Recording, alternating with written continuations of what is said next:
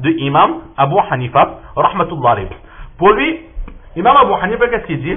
La grande quantité et la petite quantité d'eau ne sont pas fixées, mais c'est chaque personne, selon son cas, qui regardera, qui interprétera, qui analysera la situation et qui décidera, définira si l'eau qu'elle a en sa possession est une grande quantité d'eau ou une petite quantité d'eau. Et ce hadith que nous allons voir va à l'encontre des autres a'imma. Donc chaque imam ensuite, ils vont donner leur réponse. Le hadith c'est quoi? Tout d'abord nous voyons le hadith. وَبِهِ قَالَ حَدَّثَنَا أَحْمَدُ بْنُ يُونُسَ. Ahmad ibn Yunus rapporte, Imam Abu Daoud rapporte de Ahmad ibn Yunus qu'il dit قَالَ حَدَّثَنَا زَائِدَةُ فِي حَدِيثِ هِشَامٍ, que Zaïda m'a rapporté d'après le hadith de Hisham. D'après le hadith de Hisham, cela signifie quoi? Imam Gangouri, il dit que cela signifie que Hisham, il a enseigné un hadith très très long. Mais là, il précise que c'est le long hadith de Hisham, mais je ne vais pas mentionner le hadith de son intégralité, je ne citerai que ce qui nous concerne aujourd'hui. Et Hazrat Mawlana Cheikh al-Hadith, Hazrat Mawlana Zakaria, dans son livre, il écrit que non. Et cela signifie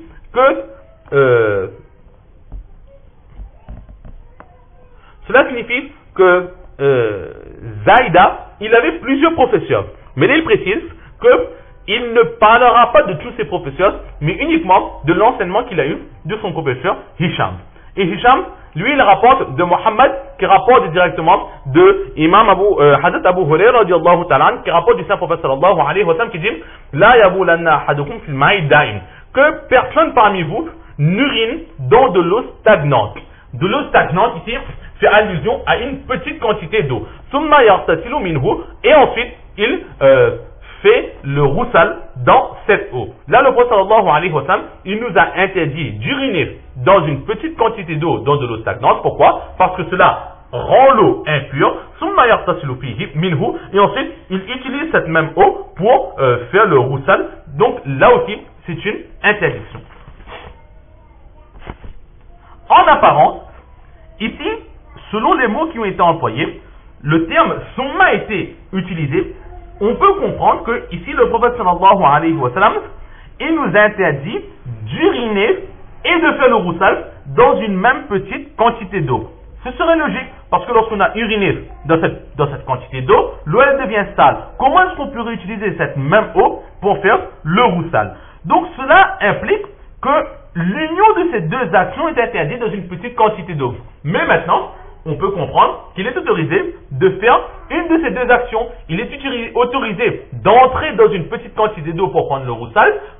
Et si on ne fait pas ça, il est autorisé d'uriner dans une petite quantité d'eau. Mais lorsqu'on aura uriné, on ne pourra plus prendre le roussal. Et si on a pris le roussal, on ne pourra pas, si on prend le roussal dedans, alors cette eau, elle va devenir impure. On ne pourra pas l'utiliser pour autre chose. Là, c'est l'impression que l'on peut avoir dans ce hadith.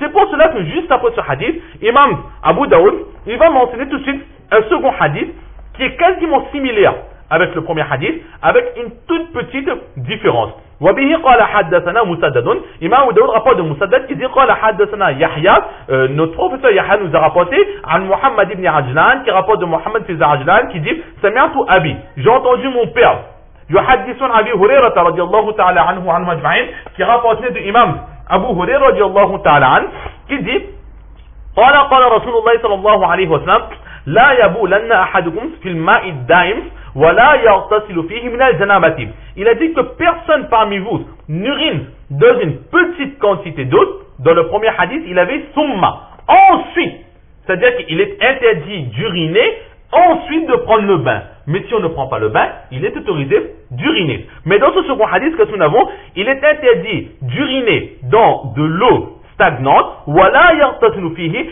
et il est aussi interdit de prendre un roussal, un bain de purification, dans une petite quantité d'eau. Donc dans ce second hadith, nous voyons qu'Imam Abu Daoud, il veut nous montrer que ces deux actions sont interdites. Que l'on fait les actions séparément ou que l'on fait les deux, dans les deux cas, il est interdit d'uriner dans une petite quantité d'eau et il est aussi interdit de prendre le bain dans une petite quantité d'eau, c'est-à-dire entrer directement dans cette petite quantité d'eau.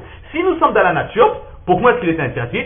Tout simplement parce que nous on va le faire, donc on va souiller cette eau, et si ensuite après nous, quelqu'un viendra et qui ne nous aura pas vu agir ainsi, pourrait utiliser de cette eau pour le wuzu ou le roussal, mais son wuzu et son roussal ne seront pas valables, car l'eau à l'origine était impure. C'est pour cela que le prophète sallallahu alayhi wa sallam, il nous l'a interdit.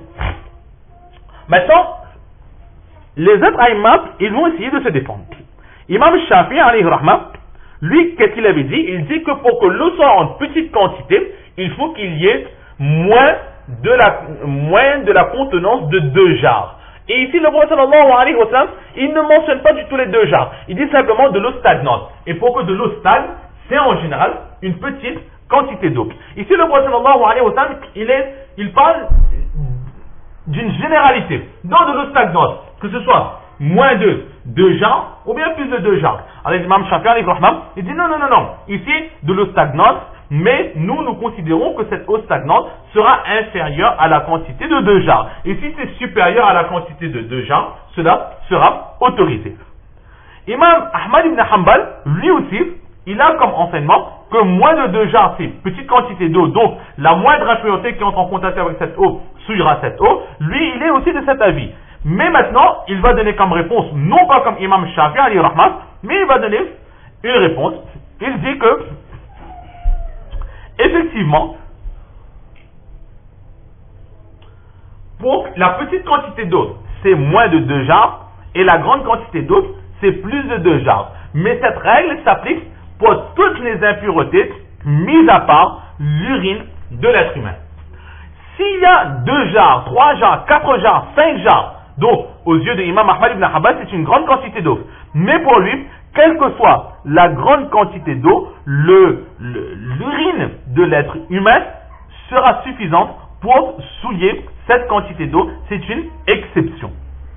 Et maintenant, si ce n'est pas l'urine de l'être humain qui va tomber dans cette quantité d'eau, c'est l'urine d'un autre animal, etc. Donc, l'eau ne sera pas souillée tant que l'une des facultés, l'une des qualités de l'eau n'aura pas changé. Imam Malik alayhi rahma, lui, nous avions vu qu'il ne fait pas la différence entre petite quantité d'eau et grande quantité d'eau. Il dit tout simplement que du moment qu'il n'y a pas de changement, l'eau reste pure. Si du moment qu'il n'y ait pas de changement, l'eau reste pure, pourquoi est-ce qu'ici le prophète sallallahu alayhi wa sallam, il interdit de prendre un bain rituel dans une petite quantité d'eau? Comme nous avions vu précédemment, l'eau ne va pas changer de qualité lorsqu'on se baigne. À l'époque, il n'y avait pas de shampoing, il n'y avait pas tous les produits que l'on utilise, etc. pour mousser l'eau, qui fait que la couleur, etc. pour changer. Donc c'était de l'eau. Éventuellement, ils vont utiliser des fleurs, des plantes en guise de savon, mais ce n'était pas des produits comme nous utilisons aujourd'hui. Donc du fait qu'une personne va prendre un roussal, l'eau qui va retomber de cette eau stagnante ne changera aucune des qualités de l'eau. Pourquoi est-ce que le prophète sallallahu alayhi wa sallam l'a interdit? Imam Malik alayhi rahma, il dit que ici l'interdiction, ce n'est pas une interdiction qui rend haram, mais c'est une interdiction qui rend makrou. C'est le prophète sallallahu alayhi wa sallam, il nous déconseille de faire cela. Mais si quelqu'un a fait, lui il dit que l'eau restera pure, cela n'interférera pas dans les qualités, dans la faculté purificatrice de cette eau. Et Imam Abu Hanifa, lui il dit que non. Donc, du moment que c'est une eau qui est stagnante, qui ne bouge pas et que nous considérerons comme petite quantité, nous avons déjà expliqué comment remarquer, selon l'enseignement d'Imam Abu Hanifa, une petite et une grande quantité d'eau, lui il appuie ce hadith avec un autre hadith. Le prophète sallallahu alayhi wa sallam dit: Iza istiqaza ahadukum min nawmihim, lorsque quelqu'un parmi vous se réveille, alors qu'il ne mette pas ses mains directement dans la jarre, dans le récipient d'eau de toute la famille. Pourquoi? Innahu la yadri ayna batat yaduhu. Il ne sait pas où est partie sa main. Peut-être qu'une petite quantité d'eau, d'impureté est entrée en contact avec sa main lorsqu'il était dans son sommeil. Du fait qu'il va tremper cette eau dans cette main dans cette eau, l'eau va se souiller. Et là donc, là aussi le hadith il est général, il ne parle pas de khoullatain, il ne parle pas de 2 jarres, de 3 jarres, de 4 jarres, de piscine, de mer, etc. C'est général. Donc du moment qu'on estime que c'est une petite quantité d'eau, cela sera souillé. Et si on estime que c'est une grande quantité d'eau, cela restera pur tant que les qualités de l'eau ne changera pas. Et une autre preuve qu'Imam Abu Hanifa il a, c'est ce qu'il y aura dans le chapitre précédent. Le prophète sallallahu alayhi wa sallam, il nous ordonne de laver le récipient dans lequel le chien aura lappé. Le chien, lorsqu'il va utiliser, il va boire dans un récipient avec sa langue donc la langue sera en contact avec le contenu, l'eau, le prophète sallallahu alayhi wa sallam ordonnera de laver le récipient. Et selon certaines narrations, nous verrons que le prophète sallallahu alayhi wa sallam, il va dire de laver en 7 fois. Selon d'autres narrations, de laver en 8 fois. Et ensuite de laver aussi avec de la terre. Si vraiment, et en général, donc, exactement comme les 2 jarres n'ont pas une très grande contenance, les récipients dans lesquels il y a une petite quantité d'eau, là aussi, nous voyons que ce qu'Imam Abu Hanifa dit, que le moindre petit contact avec une impureté sera suffisant pour souiller cette eau. C'est un hadith que nous verrons dans le chapitre précédent. Et en fait, ce hadith dans lequel le prophète sallallahu alayhi wa sallam il nous interdit d'uriner dans une petite quantité d'eau, c'est un exemple de la part du prophète sallallahu alayhi wa sallam.